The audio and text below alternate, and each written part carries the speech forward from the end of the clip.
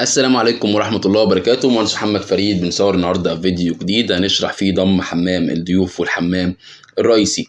يلا بينا نشوف عملنا ايه.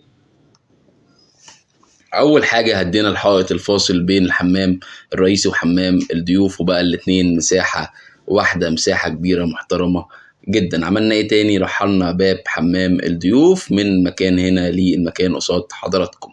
فرش الحمام بتاعنا القاعدة جنبيها الحوض، طبعا بمراية كبيرة مقاس لها كهرباء، وجنبيهم كمان البانيو بتاعنا. 3 على خط واحد ادولنا اتساع محترم جدا للحمام.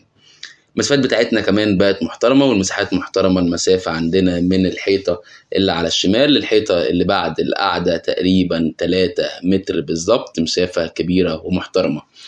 المسافة كمان ورا الباب، المكان اللي رحلنا الباب عشان نحط فيه الغسالة، مسافة محترمة. مسافة من الحائط هنا للحائط هنا 75 سنتي، ودي مساحة كويسة جدا نحط فيها الغسالة بتاعتنا. وكمان العمق 70 سنتي، فعشان كده مش تبقى بارزة كمان، وده حاجة هتبقى مميزة جدا.